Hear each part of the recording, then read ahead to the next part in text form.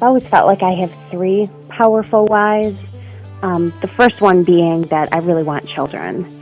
I want to be there for my children. I want to be there for a long time with my children. I want to be a good influence on them when I actually have them. I have pretty severe polycystic ovarian syndrome, which causes a number of health issues. The best way to help those issues are to lose weight. The biggest issue being of getting pregnant. Not that I'm trying to anytime soon, but eventually in the future I will need to try to get pregnant, and being as overweight as I am, it's going to be difficult, especially with my polycystic ovarian syndrome. The second one, I want to feel like myself again. I don't want to avoid certain situations because of how I feel, because of how I think people will look at me, judge me. I'm uncomfortable all the time, and I don't want to feel like that anymore. I want to enjoy going shopping. I want to feel pretty when I pick out new outfits and when I go do things. I want to be comfortable in my own skin. The third one is just for my overall health. I just turned 29 and I'm starting to see my age a little bit. I know it's not old, but my weight is affecting my overall health. Like I said before, I want to be here for a long time. We only get one life. I want to be here to enjoy it. I'm doing this for me, and those are for sure my three powerful whys.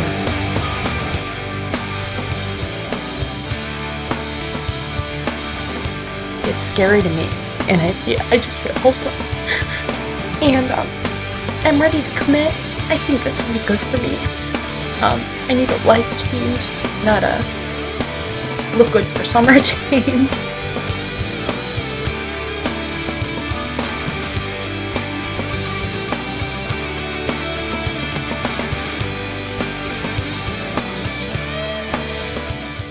We weighed 252.8, and the following week, last Friday, we went up for the first time. We had some things happen after Valentine's Day. That really good weigh-in. We allowed some things, and they turned into more than we wanted them to. We being Joanna and I. That being said, I think we closed this week pretty solid. We had some emotional things happen early in the week, personally for Joanna, that affected her. I feel like Joanna's in a good spirit going into the weekend. The people close to her support system, have gone out of town. Anyway, there's some change, some very short-term change in her life right now that, believe it or not, folks, will affect you. They're called, if you talk to Donna Kretsch, they're called motivation assassinators. Anything that comes in way of your focus, anything that's going to change your path or could change your path, is a motivation assassinator. And you need to be, the key, they're going to happen for everyone. The key is, can you identify them? Do you know when that trigger is hitting? Is it a motivation assassinator that you put yourself in the way of?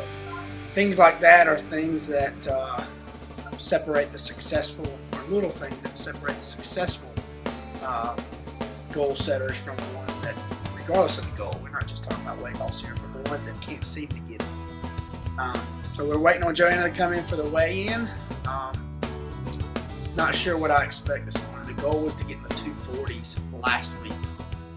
So it's certainly still to get in the 240s this week. We'll see what happens.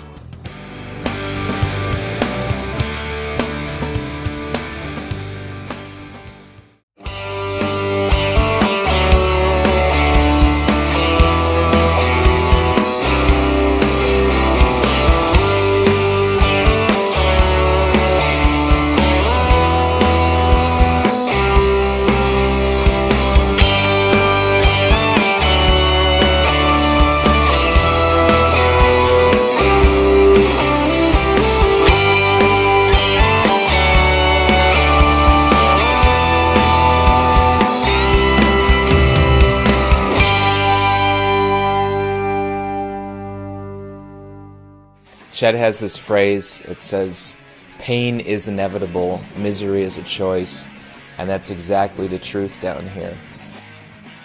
5 years ago, I had pain in my left hip, went to the orthopedic, and the doctor said you were going to need a hip replacement.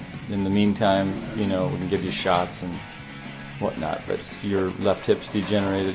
You've got arthritis. You're just going to have to learn to deal with that, or get the surgery done and put it off as long as you can, because they last about 10 years.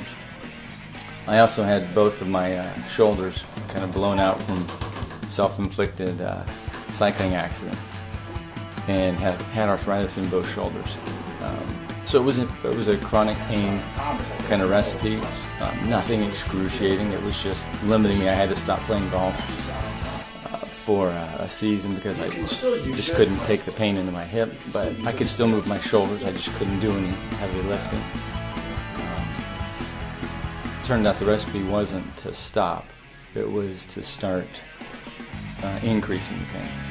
And today you're going to see kind of the recipe with 9 other guys getting rid of chronic pain by embracing acute pain. And that's why we're here. It's funny, I come here because once I finish this workout, everything else in my day seems pretty easy. You're going to see in a moment, it's pretty tough. We push ourselves to the verge of, exhaustion, and the next day I feel like junk. But it makes it a lot easier to face things in my day, no matter what they are. In fact, there's this guy named Doug. I want you to catch him later, but he's 61. So I'm one of the youngest guys at 36. He's 61, and I look across, and he's kicking my butt every day. So that gives me the incentive to just push it harder. And he's twice my age, so if he can do it, I can do it. I'm here because I love the challenge, and I love being pushed by these guys and doing things that I wouldn't be able to do on my own.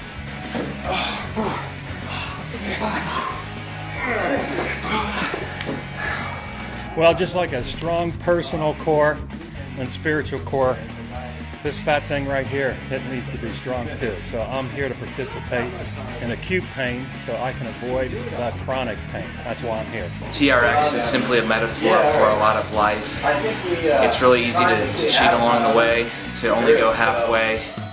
But when you have truth tellers in your life like Chad and other people pushing you, there's really no escape. And as you can see, probably the weakest one here, but there's a lot of guys here that are older, and yet they're out here every week pushing it hard. And so I'm just really appreciative for Chad and Scott, my builder, from Built to Lead. Well, I'm tired. Kary, you tired? I'm tired. So we're tired. So what you just saw was the recipe for Built to Lead, basically. Chronic pain can be replaced. Medicine, pills, or more acute pain. And what we just did was more acute pain. And that's the best way to get rid of chronic pain. Because when you do what we just did, jump up, push yourself out of the chronic pain into the acute stuff, not only does the chronic go away, but you're stronger as a result. Even though right now we don't look like it. We may look weak because we're tired in this moment, but we're stronger, and we're going to be able to live out today really energized, and tomorrow the same. You know, and life is an energy management problem. Putting yourself in this acute pain drains you, but just for a while. Living with chronic pain drains you for a life. The only reason guys keep coming back is because they bought into this idea that we're made for more than just laboring in vain, laboring in chronic pain. That we believe there's a God who designed us for His opus. And since that's the way we're designed, it'd be kind of silly to just live half-hearted, half-assed, pained lives of somebody else's choosing. So we choose to put ourselves in pain here and in lots of other places on purpose, so we can live out an opus that makes it all worthwhile. So it's not that we love pain. I don't really enjoy this pain at all, but I enjoy the fruit of it. I enjoy what this enables me to do, and I enjoy the energy that I feel from these guys, from this work, from being together, and from going out and pursuing our opus. And that's really why Built to Lead's here.